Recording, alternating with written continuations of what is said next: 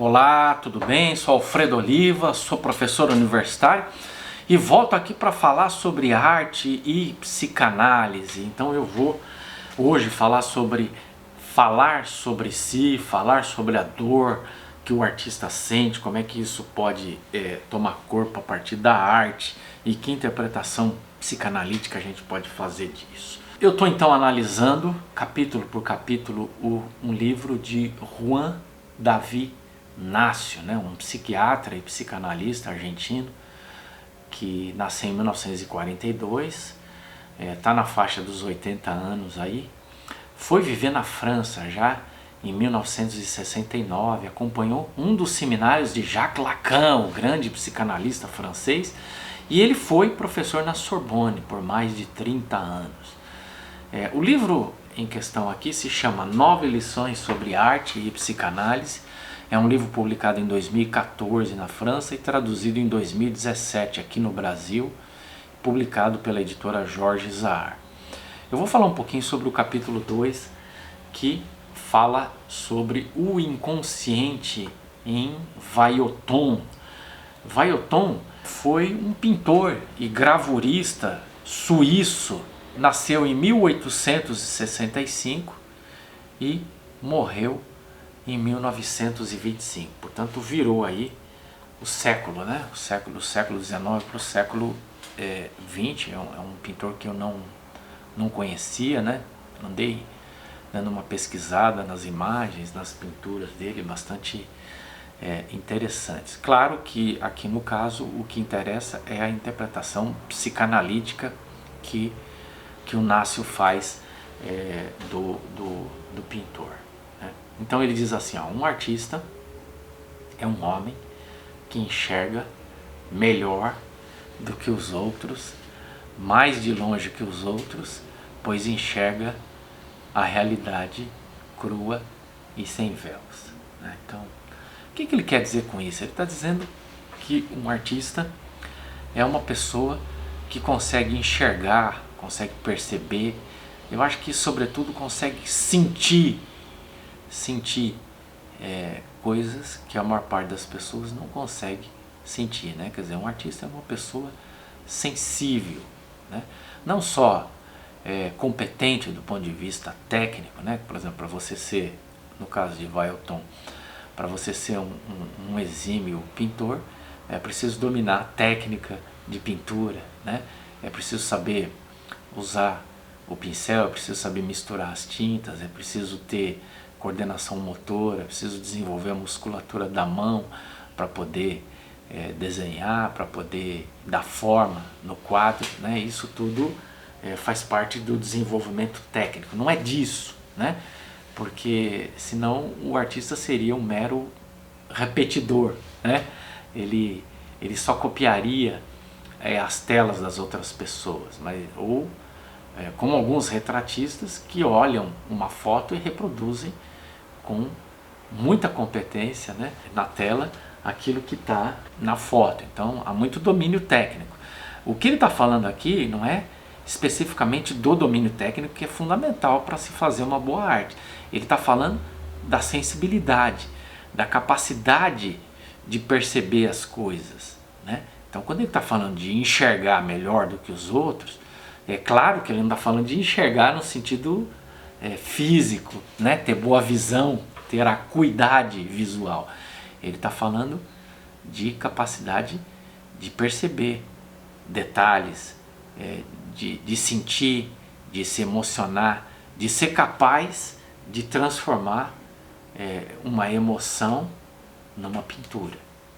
Esse é o grande lance. Ele diz assim, pois bem, aquele que violenta a linguagem, aquele que desdenha do uso prático das coisas, buscando ver virginalmente a própria realidade, sem nada interpor entre ela e ele, este será um artista. Então ele violenta a linguagem, ele desdenha do uso prático das coisas, ele procura a própria realidade. O que é a realidade? Em psicanálise você pode, dependendo da perspectiva, você chama de real aquilo que não foi figurado, simbolizado, interpretado. Ou seja, as pulsões, as emoções, né? Aquilo que ainda não tem nome, né?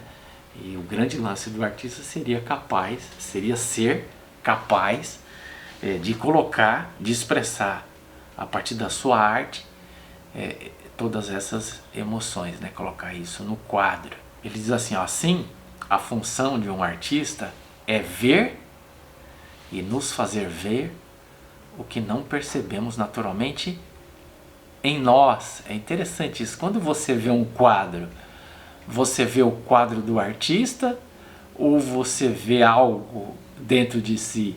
Você vê algo no artista ou vê algo em si, né? Aparentemente, se a gente levar em consideração outros capítulos aqui do livro do Juan Davi, a gente vai perceber que a gente só pode experimentar, do ponto de vista emocional, uma emoção que já existia e foi esquecida dentro de nós mesmos. Então o grande mérito do artista é, ao expressar suas emoções, ele consegue mobilizar as nossas emoções e nos acordar para determinadas experiências emocionais que estavam adormecidas dentro de cada um de nós. E ele diz assim, um artista só cria se esquecer os nomes das coisas que ele vê e os nomes dos sentimentos que ele sente. É interessante isso, né? E dá margem para muita interpretação. Me parece que o que ele está dizendo é que um artista é simplesmente uma pessoa sensível que muitas vezes sabe que está criando, mas não sabe por que está criando, né? Às vezes se usa isso, né? Tem uma pulsão criativa.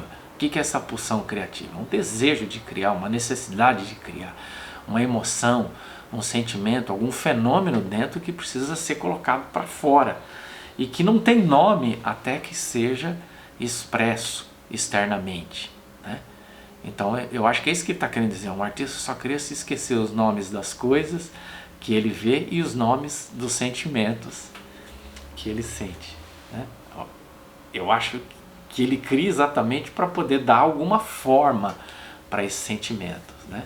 Se ele tivesse já alguma forma, ele talvez não conseguisse expressar isso a partir da pintura, por exemplo, que é o caso aqui. Ele diz assim, em suma, o pintor vê com seu inconsciente, aprende o serpenteio íntimo do que vê e tenta reproduzi-lo na tela. Acho que aqui ele é bem mais específico, né? O que é ver com o inconsciente, né?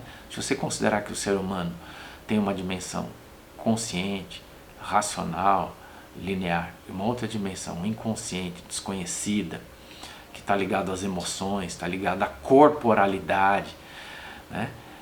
É preciso mobilizar essa dimensão que normalmente ou é pouco usada ou é inclusive negada, dependendo, né, da pessoa, da situação na qual ela se encontra. Muitas pessoas fogem das emoções, fogem do inconsciente, fogem do inusitado, né? Então ele diz, como é que você vê com o inconsciente, né? Como é que você vê? Se você está andando na rua e de repente existe uma flor, uma árvore muito bonita, como é que você vê isso com o inconsciente, né?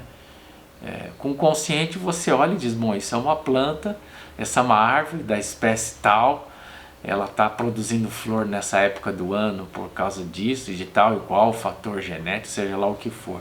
Mas como é que você vê com o inconsciente? Parando, contemplando, se emocionando, deixando que aquela experiência estética mobilize experiências internas, te remeta à sua infância, à sua adolescência, a um outro momento, te remeta a alguma experiência que já viveu, às vezes chorando, às vezes se alegrando, às vezes sentindo aquele cheiro e deixando que aquele cheiro daquela planta, daquela flor, mobilize as suas memórias. Me parece que isso é ver, né, com o inconsciente.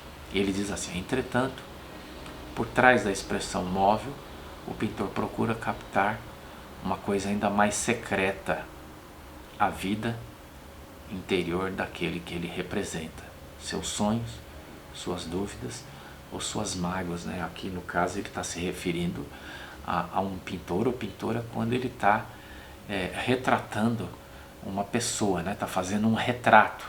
Como é que você capta os sentimentos dessa pessoa, né? Isso é interessante. Então veja que complexidade que existe aí, né? Você tem um pintor, pintora, que é um ser sensível, criativo, que mobiliza o seu inconsciente.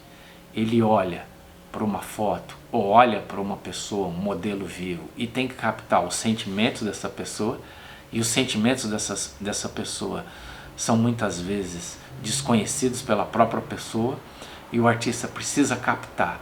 E você, como consumidor ou consumidora de arte, você vai lá ver essa arte, né?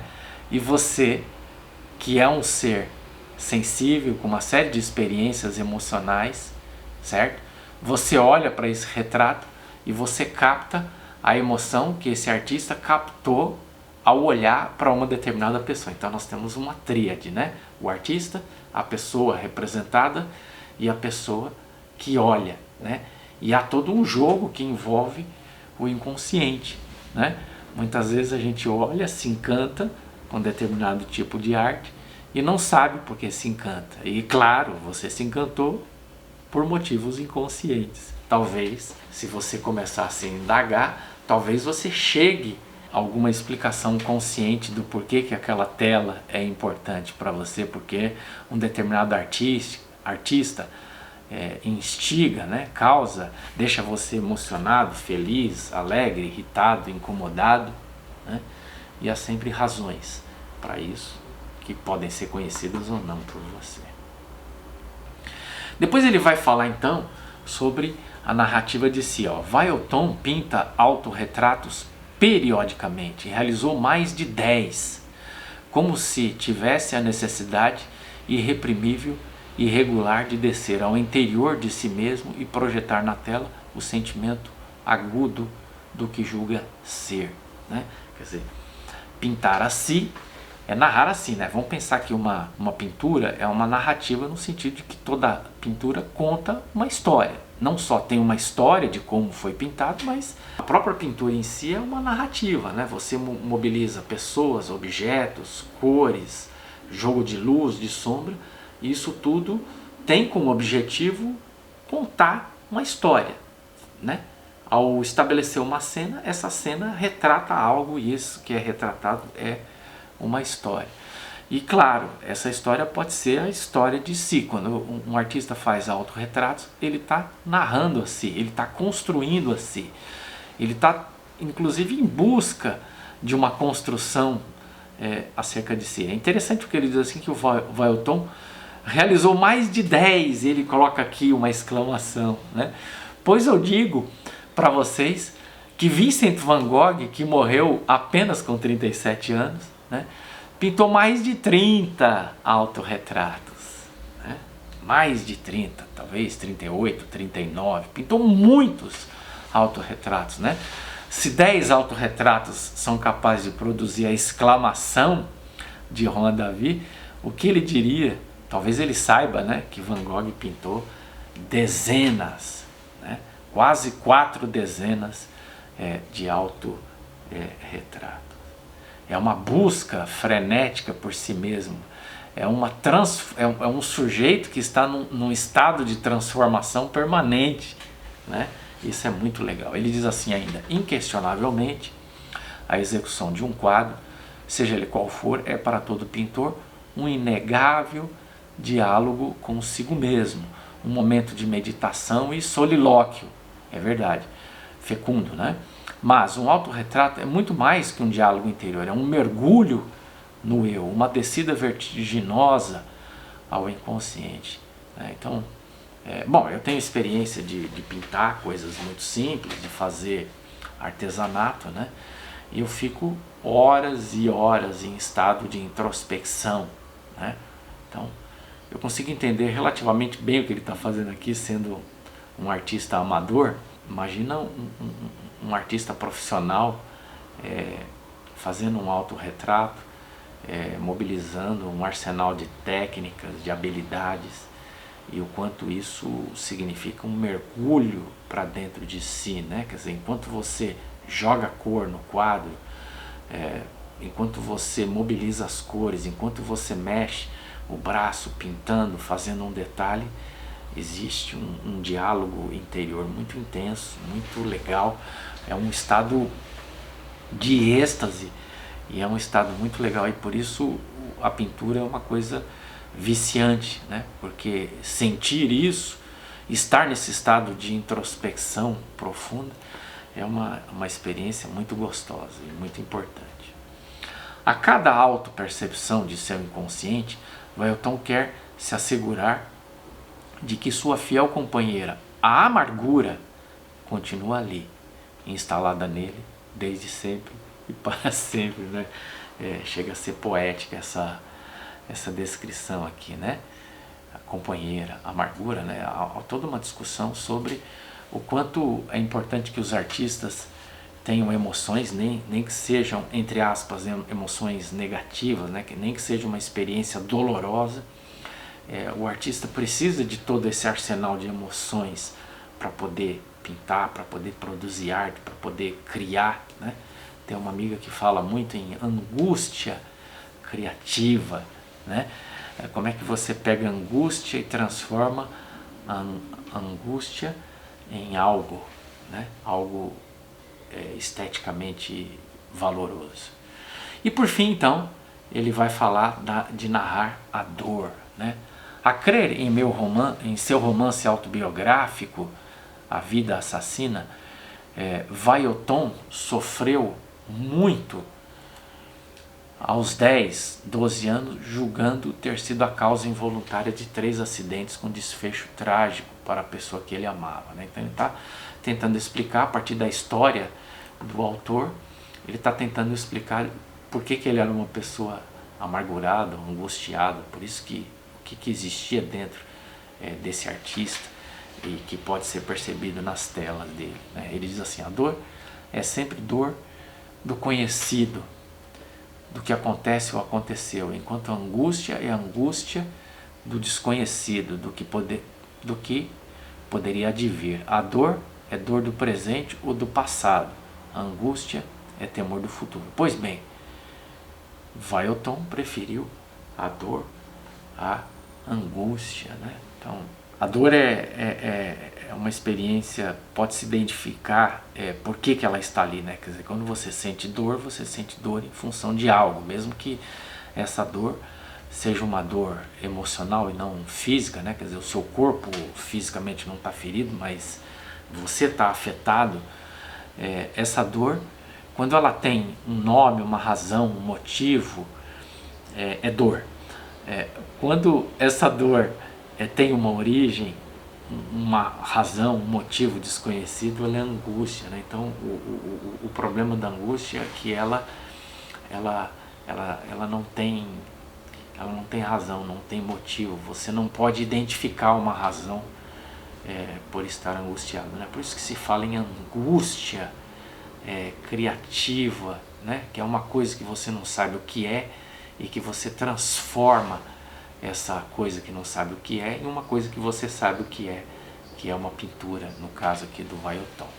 Mas ele diz assim: o grande talento de Félix Wellington foi transformar sua amargura natural numa potência de criação. Criação significa, acima de tudo, emoção.